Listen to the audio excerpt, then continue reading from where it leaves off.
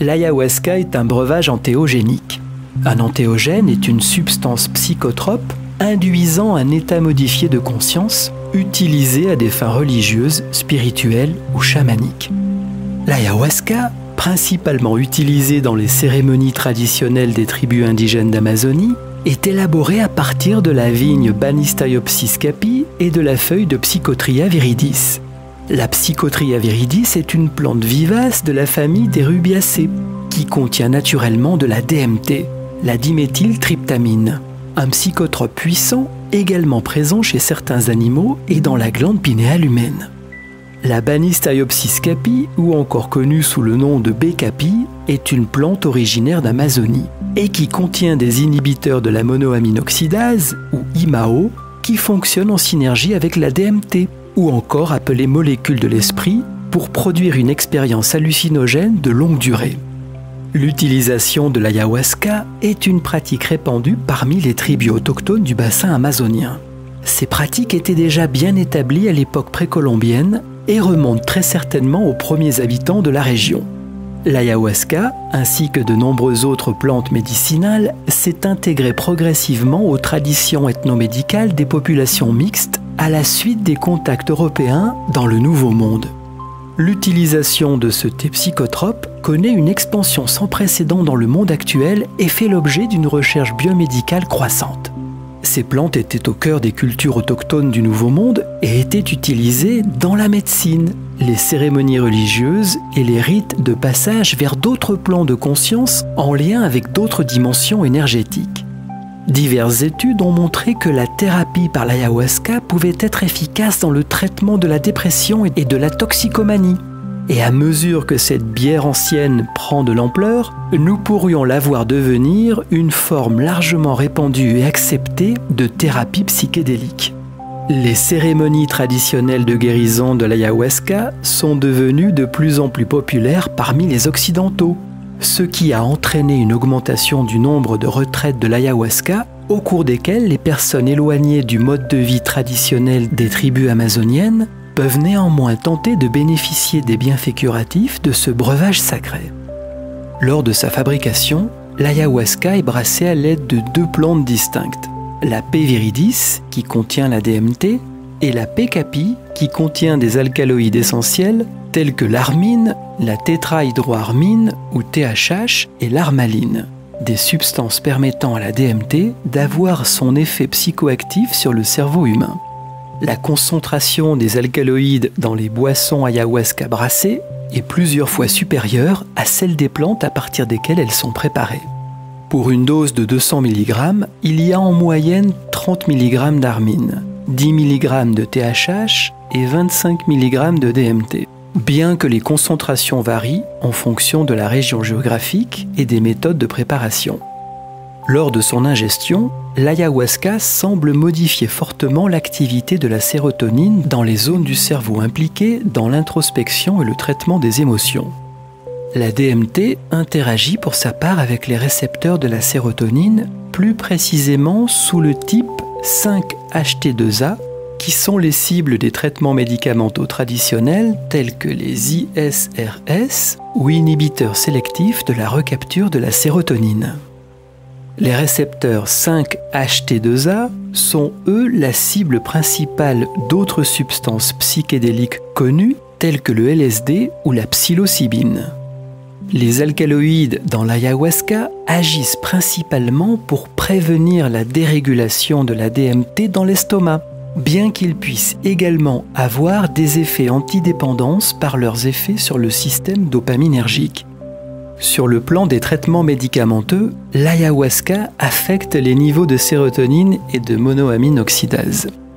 Les inhibiteurs sélectifs de la recapture de la sérotonine, à savoir les antidépresseurs ISRS, doivent être bannis avant toute cérémonie afin d'éviter certains effets indésirables dangereux liés à l'ingestion d'ayahuasca. Les alcaloïdes présents dans l'infusion peuvent provoquer de graves réactions lorsqu'ils sont combinés à des aliments tels que le fromage, la bière, le vin, le yaourt, le café et le chocolat, ainsi qu'à des composés analogues à l'amphétamine tels que l'éphédrine et la MDMA. Le meilleur moyen d'éviter les effets secondaires associés à ces substances est de jeûner 12 heures avant la cérémonie. Les substances ou médicaments suivants doivent être également évités avant et pendant une cérémonie d'ayahuasca. Tous les antidépresseurs, tous les coupe-faim, pilules amaigrissantes, tous les médicaments pour l'asthme, la bronchite ou d'autres problèmes respiratoires, en bref, tout médicament contenant du dextrométhorphane ou DXM. Tous les dépresseurs du système nerveux central, tous les vasodilatateurs, tous les antipsychotiques, les barbituriques et bien sûr tout alcool en général. Sur le plan physiologique, les effets liés au rituel d'ayahuasca les plus connus sont les suivants. Les expériences subjectives, hallucinations auditives et visuelles qui culminent entre 1 heure et 2 heures après l'ingestion du breuvage, les hallucinations perceptuelles favorisant un état de bien-être relaxant la plupart du temps, les concentrations sanguines de DMT qui peuvent atteindre leur maximum environ 1 heure et demie après l'ingestion, ce qui coïncide avec le pic d'expérience hallucinogène. La pression artérielle diastolique augmente significativement, tandis que la pression artérielle systolique et la fréquence cardiaque augmentent, elles de leur côté, beaucoup plus modérément. Il faut savoir que les effets physiologiques les plus désagréables du rituel ayahuasca restent de loin les sensations physiques modifiées, perturbations des 5 sens classiques et les vomissements prolongés selon l'état de santé de chacun. Sur le plan psychologique, les perceptions rapportées se situent au niveau du corps physique, notamment des sensations de brûlure dans l'estomac, des picotements, des modifications de la perception de la température corporelle et de la sensibilité de la peau, ainsi que des nausées légères. Les hallucinations sont généralement intenses et soudaines. La plupart des personnes impliquées dans le rituel d'ayahuasca signalent une forte montée de l'anxiété ou de peur initiale qui finit par s'estomper dans les heures qui suivent.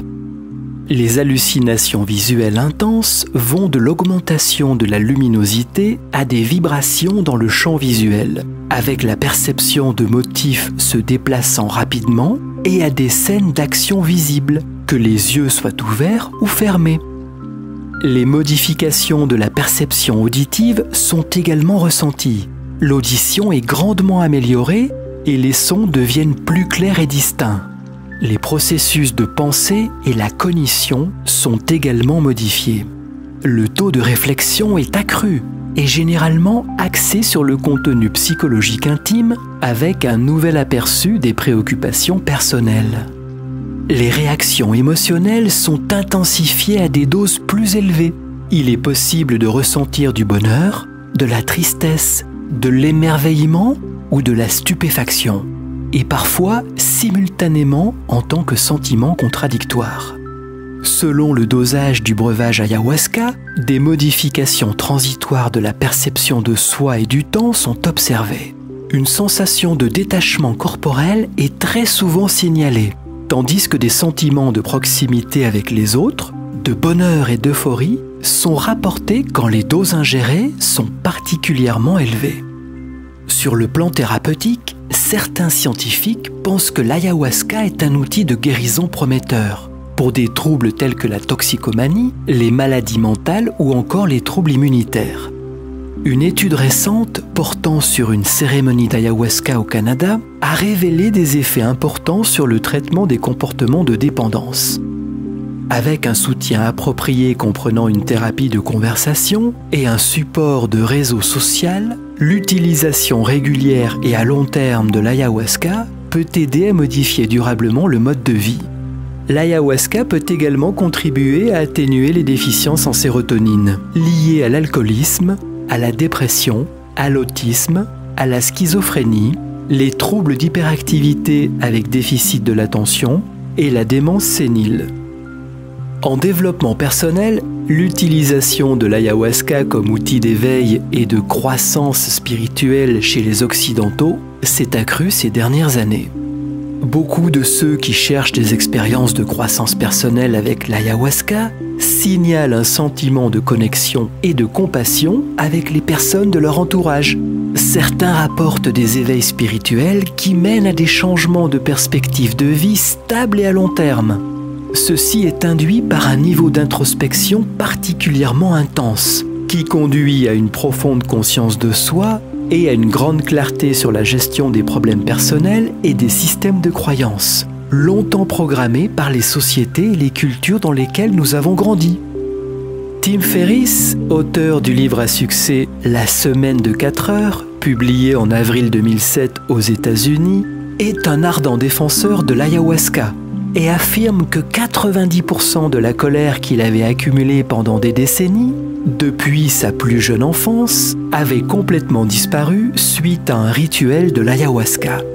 Il affirme également que presque toutes les personnes influentes dans le secteur des startups utilisent l'ayahuasca à un moment donné pour stimuler à la fois leur créativité et la qualité de leur productivité.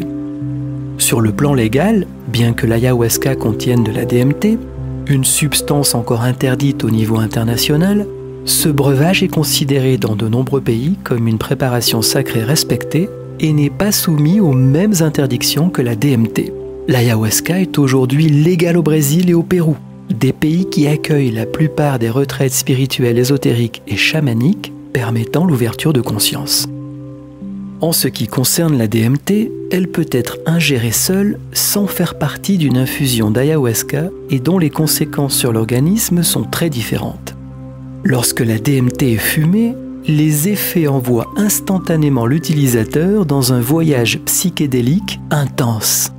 La DMT peut être également injectée par voie intraveineuse, bien que cela soit moins courant.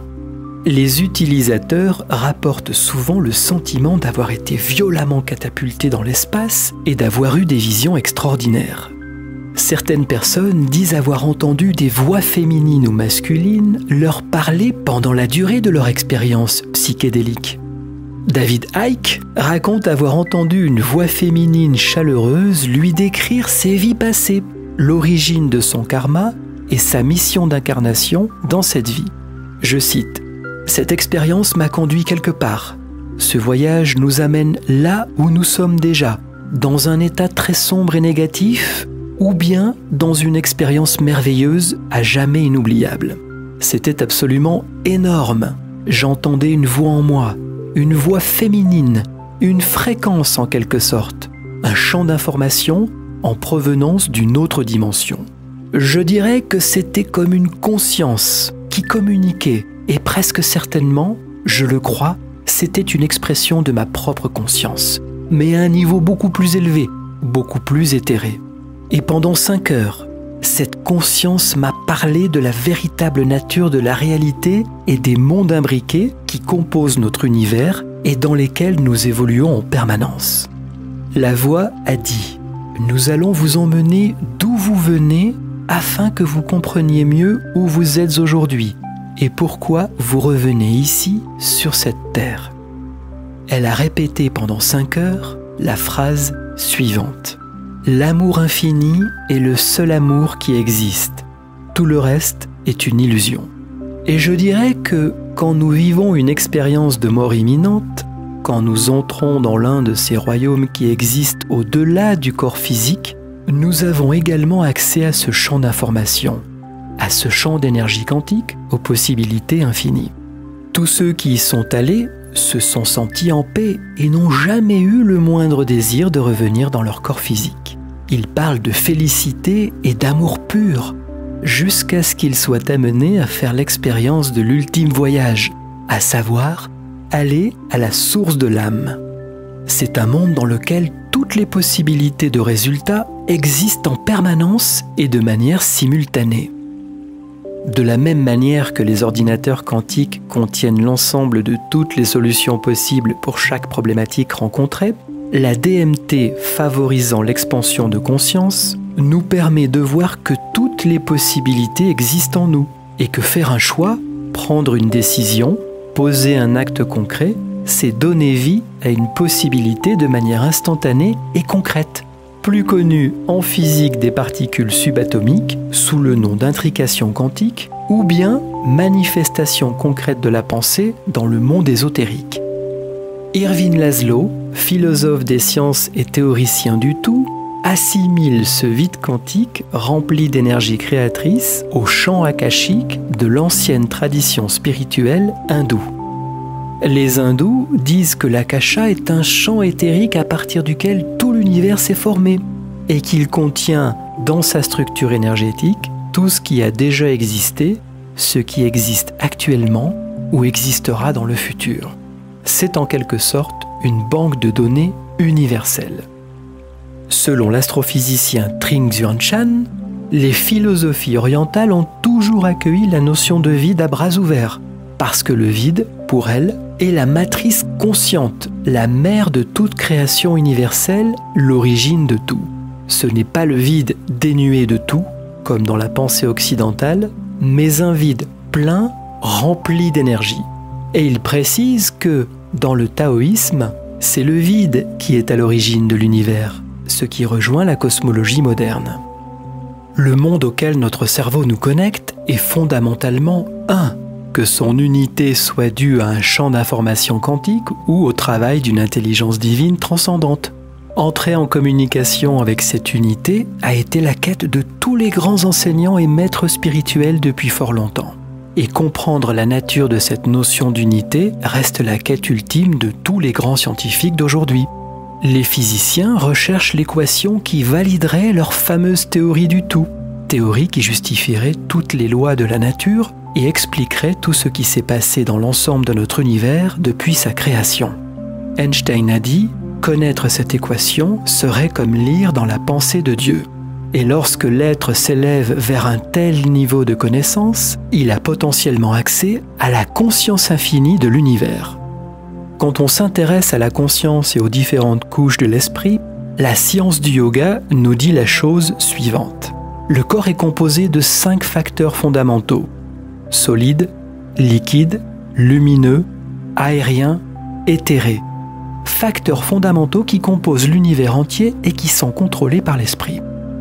Le mental, lui, est composé de 5 couches: consciente, subconsciente, supramentale, subliminale et subtile, ainsi que son contenant, le corps physique. Dans la culture védique, les couches de l'esprit s'appellent les koshas, et les pratiques spirituelles, y compris les postures de yoga, la méditation, l'exercice physique et la régulation du régime alimentaire, contribuent au développement holistique de toutes les couches de l'esprit. La première couche est la couche de conscience. L'esprit conscient fonctionne à travers les sens, le désir ou l'aversion, et agit à travers les organes moteurs. À ce niveau d'esprit, nous remplissons toutes les fonctions qui nous rendent semblables aux animaux, c'est-à-dire que nous mangeons, nous dormons, nous procréons et réagissons à notre environnement. La deuxième couche est la couche du subconscient. Selon la science du yoga, l'esprit subconscient fonctionne à travers la mémoire, la contemplation, l'expérience du plaisir et de la douleur et les rêves. C'est un niveau d'esprit éprouvé par les personnes ayant des capacités paranormales contenant en partie les souvenirs d'expériences en provenance des vies passées. La troisième couche est la couche supramentale ou esprit supérieur.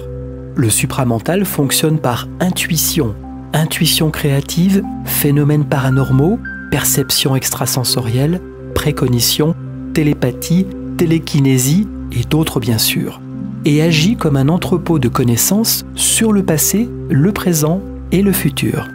C'est le niveau d'esprit à partir duquel nous commençons à expérimenter la notion d'unité avec l'univers entier. Nous y faisons appel parfois lorsque nous vivons une expérience émouvante dans la nature ou une expérience de pic émotionnel qui nous amène au-delà de notre conscience normale. La philosophie du yoga nous dit que ce niveau d'esprit est accessible à tous et qu'il est atteint naturellement par la pratique régulière de la méditation. Les êtres humains du futur penseront que ces expériences sont parfaitement normales et apprendront à utiliser ces couches de l'esprit à des fins de progression individuelle et sociale. La quatrième couche est la couche subliminale ou connaissance spéciale. L'esprit subliminal fonctionne à travers les facultés de discrimination et de détachement. Cette couche est la plupart du temps atteinte par les personnes tournées vers l'usage des pratiques spirituelles au quotidien, tout type de yoga ou de méditation profonde. C'est l'endroit à partir duquel nous commençons à comprendre la relativité de nos corps et du monde qui nous entoure. Les qualités de douceur, de patience, de sérénité, d'humilité et de largeur d'esprit se développent au fur et à mesure que cette couche se déploie. La 5e couche est la couche causale subtile, ou l'enveloppe dorée. L'esprit causal subtil a une fonction bien précise, l'aspiration à la réalisation de soi, par la découverte de notre mission d'incarnation. Lorsque nous avons accès à cette couche d'esprit, nous sommes fermement établis dans l'universalisme. Nous éliminons radicalement de notre pensée tout désir de manipulation, tout désir de jugement, tout désir de possession sur les autres et sur le monde. Nous sentons que nous faisons partie de chaque atome de l'univers et que la portée de notre amour est véritablement infinie. Nous adoptons un style de vie totalement différent et nous faisons l'expérience de l'amour inconditionnel à chaque instant. Ainsi, lorsque nous sommes en mesure d'accéder aux couches supérieures de l'esprit, nous avons acquis la concentration nécessaire pour contrôler, développer et renforcer les chakras ainsi que les fonctions corporelles, entraînant une plus grande clarté mentale, une stabilité émotionnelle et une longévité physique pouvant aller au-delà de toute espérance. Au fur et à mesure que le corps s'affine, les chakras sont purifiés, renforcés et mieux utilisés. Le Tantra Yoga, lui, se veut holistique en ce sens qu'il reconnaît l'interdépendance du corps et de l'esprit.